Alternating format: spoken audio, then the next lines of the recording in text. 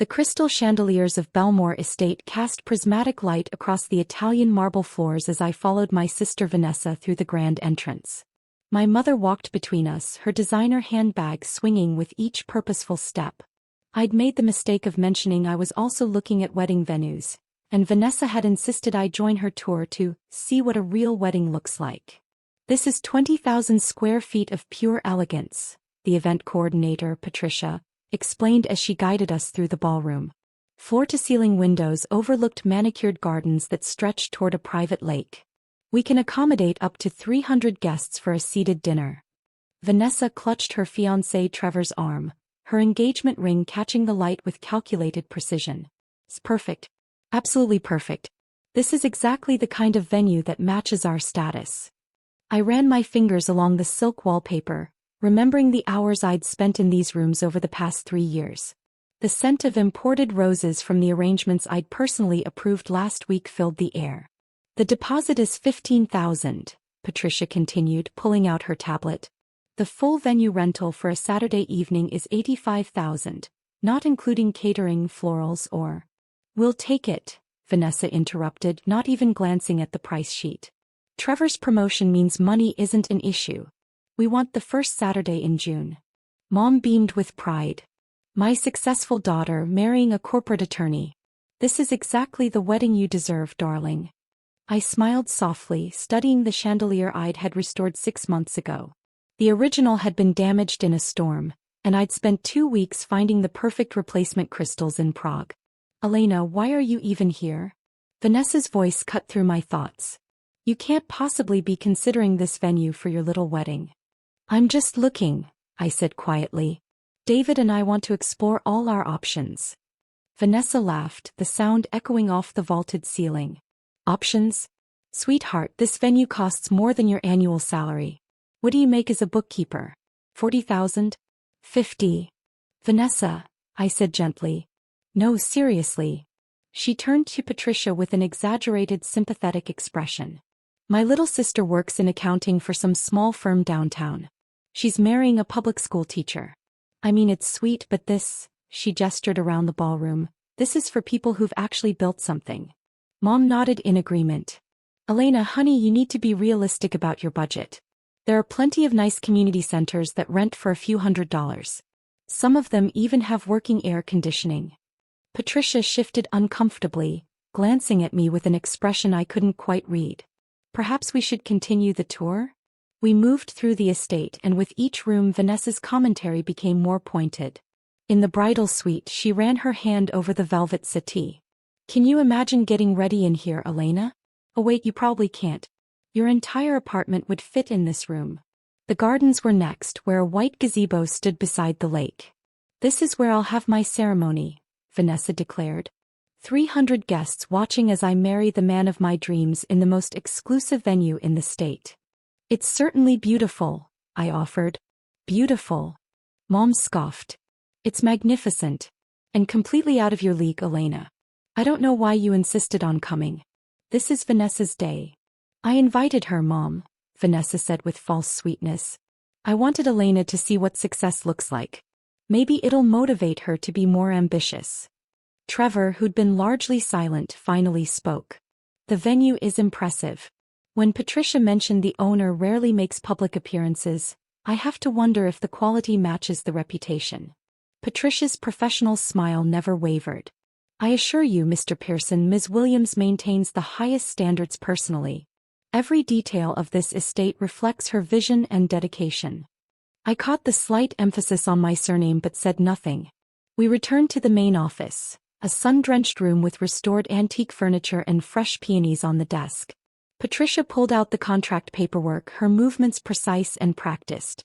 Now for the first Saturday in June, we do have a waiting list, Patricia began. However, since you're prepared to place the deposit today. Waiting list. Vanessa's voice sharpened. I don't do waiting lists. Trevor, tell her. Trevor pulled out his checkbook with a flourish. We're prepared to offer an additional $5,000 to secure the date immediately. Patricia glanced at me again, a question in her eyes that my mother and sister didn't notice. I gave the slightest shake of my head. That won't be necessary, Patricia said smoothly. I believe we can accommodate your preferred date. Let me just verify the calendar. While Patricia stepped away, Vanessa turned to me with a triumphant smile. See? This is what happens when you have real money and connections. You get what you want. I'm happy for you, I said sincerely. Are you though?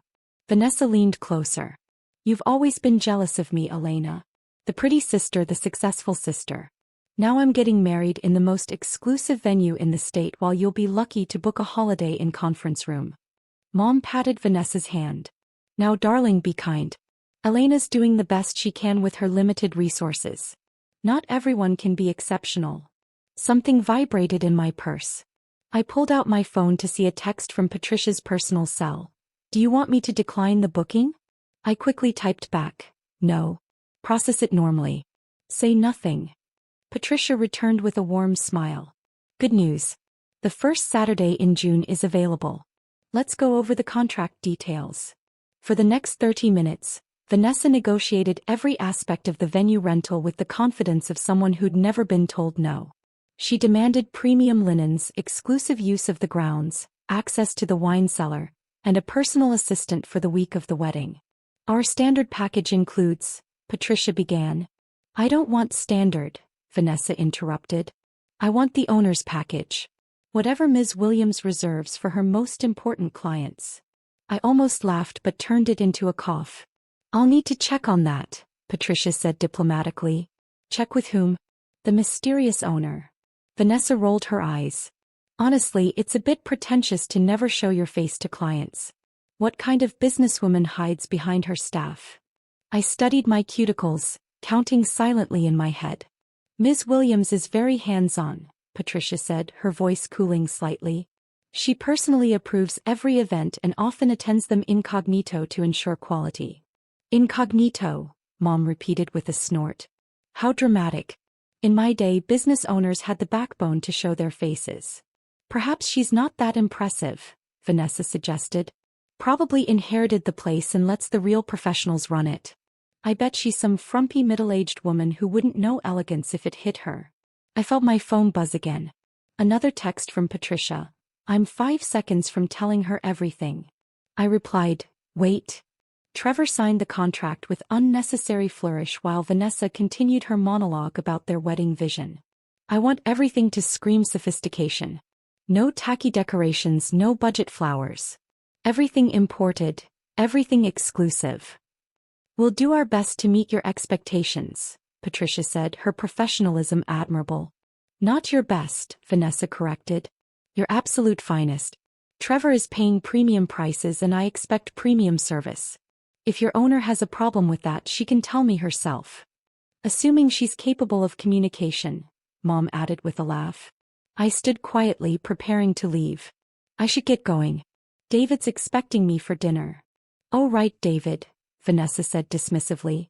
The teacher. What does he make? 40,000 a year. And you're what, 50? That's 90,000 combined. Cute. Trevor makes 300,000 and I pull in 150 with bonuses. We're practically a different species financially. Different species, I repeated softly. That's one way to put it. Don't take it personally, sweetie, Mom said, touching my arm with false sympathy. You chose a simpler life. There's no shame in being ordinary. Vanessa leaned back in her chair, surveying the office like a queen on her throne. You know what, Elena? Since I'm feeling generous, I'll give you some advice. Don't try to compete with this. Find a nice little barn venue or a restaurant backroom. Have a small wedding with 50 guests. Serve chicken instead of filet mignon, and accept your limitations. You'll be much happier when you stop trying to reach above your station. Above my station, I echoed. Exactly. Vanessa nodded enthusiastically. Know your place in life. I'm the successful daughter who made something of herself. You're the mediocre one who did the bare minimum. That's just how it is. Mom squeezed Vanessa's shoulder proudly. My brilliant girl. You've always been so clear-eyed about reality. I picked up my purse, catching Patricia's eye one final time. She looked like she was ready to explode, but I smiled peacefully and headed toward the door. Elena, Vanessa called out, her voice dripping with mock concern. Please don't embarrass yourself by trying to book anything here. Patricia, if my sister calls about pricing, just tell her it's out of her range. Save everyone the awkwardness. Patricia's jaw tightened. I'll handle any inquiries appropriately. You can't even afford the consultation fee, Vanessa continued, laughing. What is it, $500 just to get pricing? That's probably your grocery budget for a month. I paused at the door, my hand on the ornate handle I'd selected from a catalog of Italian imports. You're right, Vanessa. I couldn't possibly afford this place. Finally, some self-awareness. Mom clapped her hands together. That's my realistic daughter. Now go find something suitable for your actual life. I stepped into the hallway, pulling out my phone as I walked toward the parking lot. The afternoon sun warmed my face as I scrolled through my contacts, stopping at Patricia work cell. Before I could dial, my phone rang. Patricia's name flashed on the screen. Ms. Williams. Patricia's voice was tight with barely controlled anger. I'm in the restroom. I had to leave before I said something unprofessional. Are you absolutely certain you want to proceed with this booking? Process everything normally, I confirmed, leaning against my car. Standard contract, standard terms. But your own sister Patricia's voice cracked. I've worked for you for 3 years and I've never wanted to violate client confidentiality more than right now. I know. She called you mediocre. Your mother said you were ordinary. And they're booking your venue while insulting you to your face. I noticed. Patricia took a deep breath. What do you want me to do? I watched a pair of doves land near the fountain I'd commissioned from a sculptor in Florence. Give them everything they asked for. Premium package, personal assistant, exclusive ground access. Make it perfect. You're going to let them have their wedding at your estate after they treated you like that? I'm going to let them book it, I corrected. What happens after that depends entirely on them. Silence on the other end, then Patricia's voice came back with a note of understanding.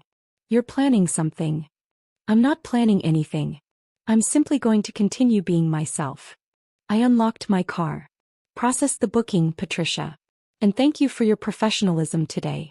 I know it wasn't easy. It was the hardest thing I've ever done, she admitted. But Ms. Williams, Elena, they're going to find out eventually. Yes, I agreed. They are. I ended the call and drove home to the brownstone I'd purchased 5 years ago, before Bellmore Estate, before any of my family knew the extent of my business ventures. David was in the kitchen making his famous lasagna, and the smell of garlic and basil filled our home. How was the venue tour? He asked, kissing my cheek. Illuminating, I said, wrapping my arms around his waist. Vanessa booked Bellmore for June. David turned, his eyes widening. Your Bellmore? She booked your venue. She doesn't know it's mine. Elena. He studied my face carefully. What are you thinking? I'm thinking, I said slowly, that I'll give her exactly what she asked for. The finest venue, the premium package, the owner's personal attention. And then we'll see what happens when someone realizes they've been standing on the neck of the person who controls everything they want. David knew me well enough not to push further. We ate dinner, discussed his students, talked about our own wedding plans. Simple and intimate, just 40 people at the estate's private garden cottage that I'd never shown my family. 2 weeks later, Vanessa called me at work. I was in my actual office, a converted warehouse downtown that housed my investment firm's headquarters, but I answered from my desk in the small accounting firm where I kept a part-time presence. Elena, I need to talk to you about something important, Vanessa began, her voice unusually serious. What's wrong?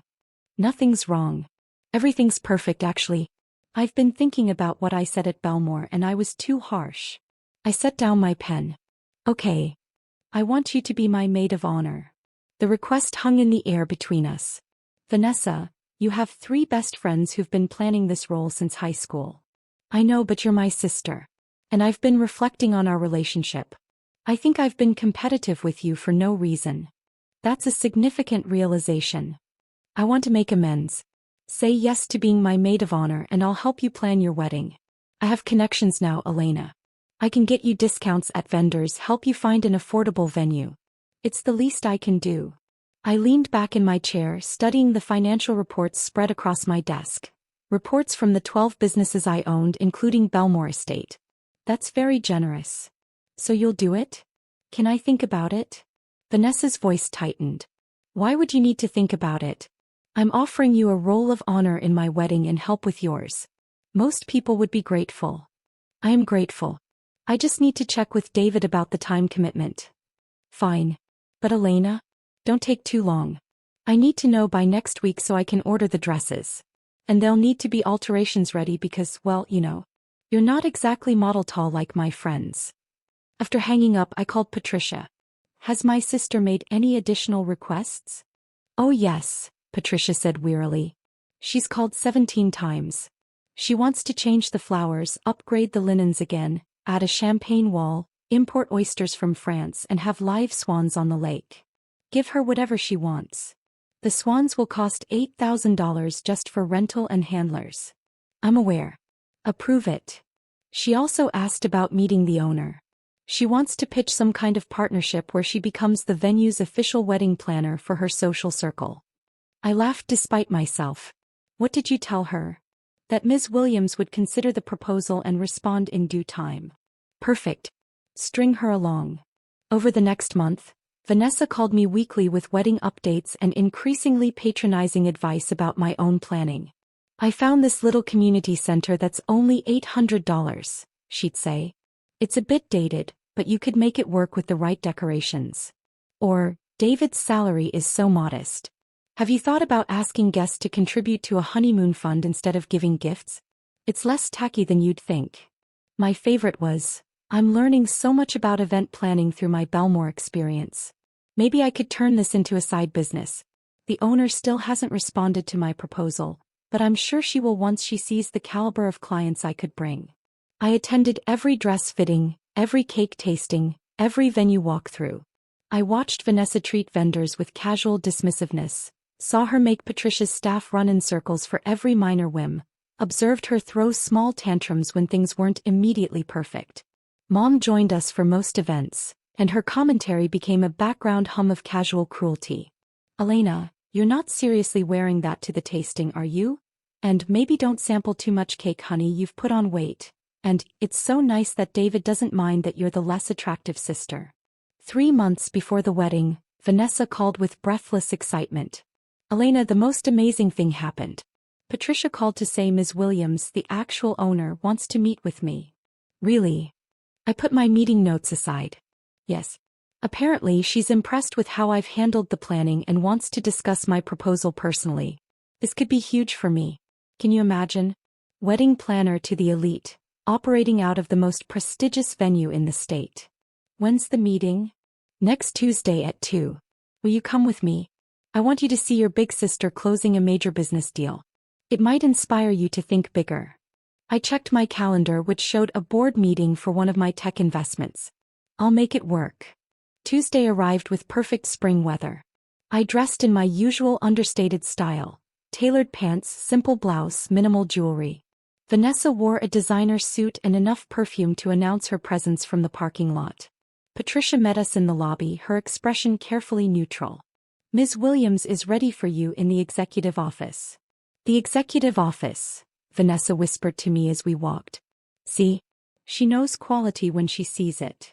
We climbed the curved staircase to the second floor, an area of the estate I'd converted to administrative offices. My personal office occupied the corner with views of both the gardens and the lake. Patricia opened the door and gestured us inside. Please have a seat. The office was exactly as I'd left it that morning. My diplomas on the wall from Columbia Business School, photos from the properties I'd renovated, awards from the city's business association. My desk held neat stacks of documents, a laptop and the fountain pen my father had given me before he died. Vanessa settled into one of the leather chairs facing the desk. This is nice. A bit masculine for a woman's office, but nice. I moved to the window, looking out at the gardens where David and I would be married in 6 weeks. I wonder what she's like, Vanessa continued. Patricia's been so secretive. I hope she's reasonable about my proposal. I'm offering her a fantastic opportunity. The door opened and Patricia stepped inside. Thank you for waiting. Ms. Williams apologizes for the slight delay. Vanessa waved dismissively. That's fine. I understand busy schedules. Patricia walked to the desk, picked up a file folder and turned to face us. Actually, Ms. Williams has been here the entire time. She looked directly at me. Would you like to sit down? I smiled at Patricia and moved behind the desk, settling into my chair. Thank you, Patricia. I think we're ready to begin. The silence that followed was exquisite. Vanessa stared at me, then at Patricia, then back at me. What is this? Some kind of joke? No joke, I said calmly, opening the folder. Patricia said you wanted to meet with the owner of Bellmore Estate. I'm Elena Williams. I own this venue. That's not funny, Elena. Vanessa looked at Patricia for confirmation that this was a prank. Patricia remained impassive. Ms. Williams purchased this property 4 years ago. She personally oversees all operations, manages 12 other businesses, and has a net worth of approximately $40 million. Her primary income comes from commercial real estate investment and development. Mom, who'd been sitting silently in shock, finally spoke. That's impossible. Elena is a bookkeeper.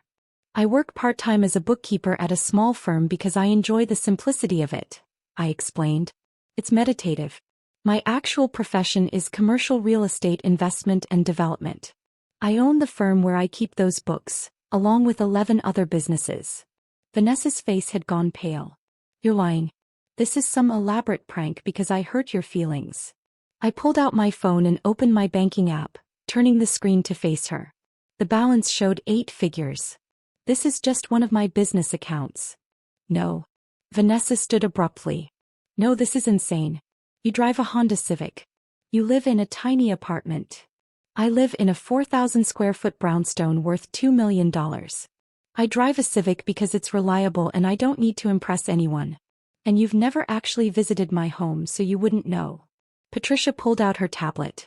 Would you like me to go over the estate's financials? Or perhaps show the ownership documents filed with the county? Mom's hands trembled as she gripped her purse. Why would you hide this from us? I didn't hide it. You never asked. You assumed I was struggling because I didn't flaunt my success, and that assumption revealed everything I needed to know about how you value people. Vanessa sank back into her chair. The entire time. You owned this venue the entire time and you let us say exactly what you thought, I finished. Yes. But why? Tears formed in Vanessa's eyes. Why would you humiliate me like this? I haven't humiliated you, Vanessa. I processed your booking, gave you everything you asked for, and provided excellent service through Patricia's team. The only humiliation you're feeling is from the realization that you built your entire self-worth on a false premise. Mom found her voice. This is cruel, Elena. Letting us believe you were poor, letting us feel sorry for you. You never felt sorry for me, I interrupted, my voice still calm. You felt superior to me. There's a difference. And I never said I was poor. I said I worked as a bookkeeper and was marrying a teacher. Both true statements. You added your own interpretations. Patricia cleared her throat. Should I explain the current status of the booking? Please, I said. Ms. Vanessa Williams has a confirmed reservation for the first Saturday in June, with a contract for the premium owner's package. The deposit is non-refundable and the balance is due 30 days before the event. As of today, the full balance of $147,000 is outstanding. Vanessa's eyes widened. $147,000? You requested numerous upgrades, Patricia continued, reading from her tablet. French imported oysters, live swans, premium imported linens, exclusive ground access, the owner's wine cellar, a personal assistant for the week of the event, upgraded lighting packages, and a custom floral installation requiring flowers from 4 different countries. It's all itemized in your contract. I can't afford that, Vanessa whispered. Trevor and I combined have saved $80,000 for the wedding. That's everything we have. I pulled out the contract sheet signed. You represented that cost was no issue. That you wanted everything that screamed sophistication. Mom leaned forward. Elena, you can give her a discount. She's your sister. Can I? I looked at Patricia. What's our policy on discounts? Bellmore Estate does not offer family discounts, Patricia said without missing a beat. In fact, given the additional demands Ms. Williams has made on staff time, 17 phone calls, 11 revised vendor orders, 3 complete redesigns of the floral plan, we typically charge an administrative fee for high-maintenance clients. How much is that fee? I asked. 20% of the total contract value. In this case, approximately $29,000. Vanessa stood again, her chair scraping against the hardwood floor. You can't do this. I can't. I tilted my head. Why not? Because we're family? You spent 3 months telling me I was mediocre or ordinary and that I needed to know my place. You suggested I was jealous of your success. You offered to help me find affordable venues because you felt sorry for my limited resources. Now you're asking me for special treatment based on a relationship you've spent years diminishing. I didn't mean any of that, Vanessa said desperately. I was just being competitive. Sisters do that. No, Vanessa. Sisters support each other. What you did was establish a hierarchy where you believed yourself superior and me beneath you. The only thing that's changed is which one of us actually holds the power. Mom's voice shook. So this is revenge. You're going to bankrupt your sister over hurt feelings. I'm not bankrupting anyone. Vanessa signed a contract for services she requested. She can honor that contract, or she can cancel per the terms she agreed to, which means forfeiting the $15,000 deposit and owing a cancellation fee of 30% of the total contract value. Patricia did the mental math. That would be approximately $59,000 total. Vanessa collapsed back into the chair, her carefully constructed composure crumbling. I don't have that kind of money. Even if Trevor and I use our entire wedding savings, we'd still be short. Then I suppose you need to make a choice, I said simply. Honor your contract and have your dream wedding at a venue you can't actually afford, or cancel and lose a substantial portion of your savings. Either way, the decision is yours. What do you want from me? Vanessa's mascara was running now. An apology? I'm sorry, okay? I'm sorry I said those things. I don't want anything from you. I closed the folder. I wanted you to understand what it feels like to be on the other side of dismissive superiority. To realize that the person you considered beneath you actually controlled everything you wanted. That's not revenge, Vanessa. That's education. Mom stood, trying to muster her authoritative parenting voice. Elena Williams, I am your mother, and I am telling you to void this contract immediately. You're my mother, I agreed. A mother who has spent years making it clear that you value Vanessa more than me because she fit your definition of success. Do you remember my college graduation from Columbia? Mom's face flickered with uncertainty. You didn't come, I continued. Vanessa had a work event, a happy hour with her marketing team, and you said that was more important than my graduation. When I bought my first property at 26, I invited you to the ribbon cutting. You said you had a hair appointment. I didn't realize that it mattered, or that I was successful. Because those are two very different things, Mom. Patricia's phone buzzed. He glanced at it, then at me. The Hendersons are here for their 3 o'clock consultation. Thank you, Patricia. We're just finishing up. I stood, smoothing my blouse. Vanessa, you have until the end of business today to make a decision about your contract. Either commit to the full payment plan or file for cancellation. Patricia will handle either choice professionally. Vanessa wiped her eyes, smearing her mascara further. And what about you? Are you going to tell everyone? Make sure all my friends know that my little sister is actually some real estate mogul who humiliated me? I'm not going to tell anyone anything. Your choices are your own business. But Vanessa. I waited until she looked at me. The next time you assume someone is beneath you because they don't flaunt their success, remember this moment. Mom gathered her purse with shaking hands. I can't believe you'd treat your family this way. The way you treated me? I asked quietly. With dismissiveness and condescension? Or the way you thought I deserved to be treated? With patience and professional courtesy? Neither of them had an answer. Patricia escorted them out and I heard Vanessa crying as they descended the stairs. I returned to the window, watching them exit through the main entrance. They stood by Vanessa's car for several minutes, arguing based on their gestures, before driving away separately. My phone rang 20 minutes later. David's name appeared on the screen. Your sister called me, he said without preamble. She's hysterical. She wants me to convince you to give her a discount. What did you tell her? I told her that you were the most generous person I knew, but that generosity should never be mistaken for weakness. He paused. She also called me a struggling teacher, who married above his station. Even while asking for help, she couldn't resist being condescending. I smiled despite myself. Did you tell her about your family trust? No. Let her think what she wants. I get why you work as a bookkeeper now. There's something peaceful about being underestimated. There is, I agreed. At 4:30, Patricia called. She canceled.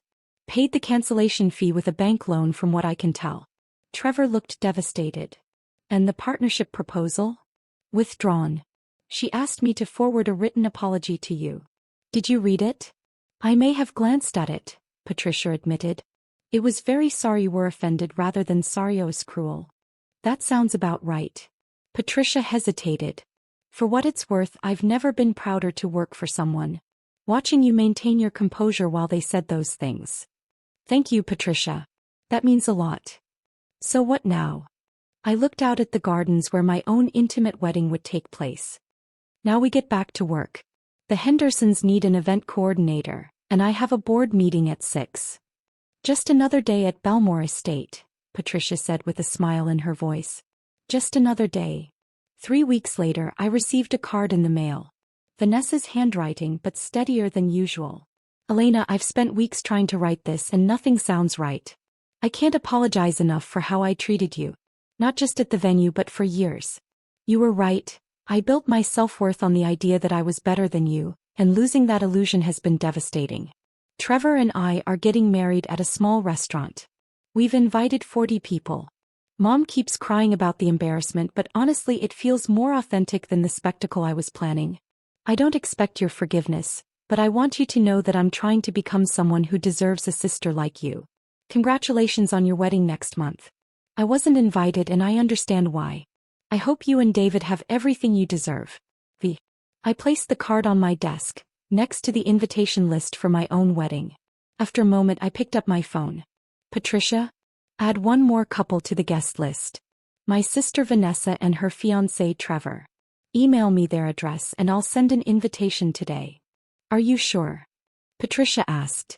I looked at the card again, at the shaky handwriting that betrayed how hard this had been to write. She needs to see what treating people with genuine respect looks like. Even when you have every reason not to. That's very gracious of you. No, I corrected. That's what family should be. And maybe it's time I showed her how that works. My wedding was exactly what David and I wanted.